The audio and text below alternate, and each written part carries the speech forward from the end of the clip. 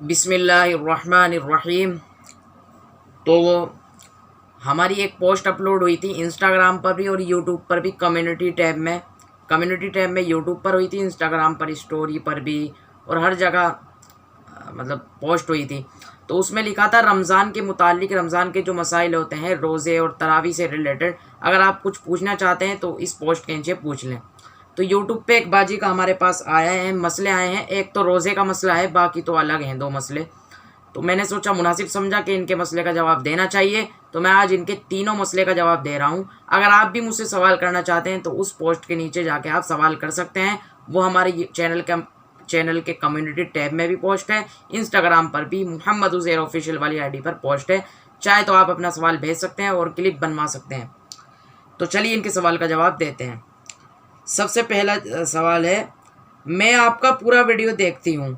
सुभान अल्लाह। इनका नाम है शाहीन परवीन। ये कह रही है मैं आपका पूरा वीडियो देखती हूँ। शुक्रिया बाजी, आप पूरा वीडियो देखती हैं। शेयर भी कर दिया करें, आपसे गुजारिश है वीडियो को। तो इनका सवाल पर चलते हैं। क्या रोज़े की हालत में उल्टी हो जाए तो रोज़ा टूट जाएगा? देखिए, रोज़े की हालत में अगर उल्टी हो जाए, बहुत अच्छा मसला है ये, औरों का भी इंशाल्लाह मसला हल होना चाहिए, क्योंकि रमज़ान का वक्त आ भी रहा है और रमज़ान में इस मसले का बहुत ज़रूरी। बाज़ दफ़ा ऐसा होता है ज़्यादा खा लेते हैं या कुछ और तो उल्टी हो जाती है, तो बाज़ लोग समझते हैं हमारा रोज़ा टूट गया है। तो चलिए इस मसले को हल करते हैं। देखिए, रोज़े की हालत में अगर उल्टी हो जाए तो रोज़ा नहीं टूटता। किस शर्त में टूटेगा मैं आपको बताता हूँ। कसदन मुंह भर के कर डाली तो रोज़ा टूट जाएगा। अगर आपने जानबूझकर उल्टी की है और वो भी मुंह भर के उल्टी की है तो रोज़ा टूट जाएगा, अगर आपने जानबूझ के की है। मसलन जैसे जी मचला रहा है आपका, तो आपने हलक में उंगली डाल के उल्टी लाना चाहिए और मुंह भर के उल्टी आ गई तो रोज़ा इस हालत में टूट जाएगा। और अगर आपने जानबूझ के नहीं लाए, मुंह भर के उल्टी हुई, और अगर आपने जानबूझ के हलक में उंगली नहीं डाली, सिर्फ जानबूझकर खुद से उल्टी हो रही है मुंह भर के, तो अगर खुद से मुंह भर के उल्टी हुई है और आपने उसको निगल लिया तो भी इस सूरत में रोज़ा टूट जाएगा।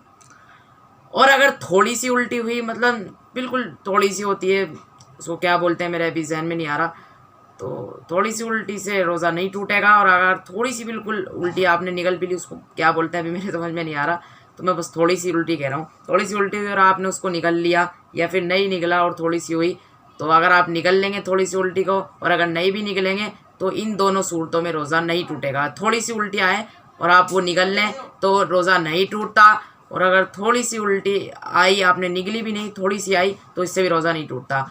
रोज़ा टूटेगा अगर आप जानबूझ के उल्टी करेंगे या मुंह भर के उल्टी आए और आप उसको निगल लें, तो इस सूरत में रोज़ा टूटेगा।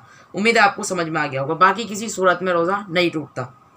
चलिए दूसरे मसले पर चलते हैं। इनका दूसरा मसला है, सूरे मुल्क सोने के पहले कब पढ़ें? देखिए, सूरे मुल्क सोने से पहले पढ़नी चाहिए। इसकी फजीलत आई है ईशा के बाद पढ़ने की, कि एक रिवायत में आता है कि ये कब्र के अजाब से बचाती है। ये सूरे मुल्क है 29वें पारे में, शुरू में ही है, 3 सफ़े की है।